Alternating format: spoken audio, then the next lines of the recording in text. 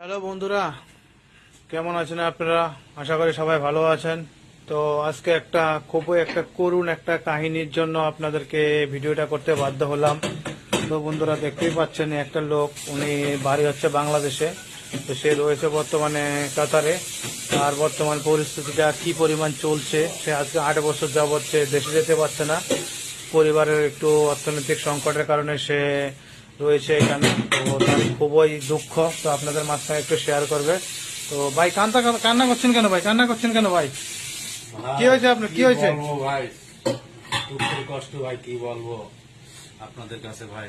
আজকে 7-8 বছর ধরে ভাই বিদেশে আমি, বেতন একদম কম ভাই। আমার এখনো দিনায় শোধ করতে পারলাম না।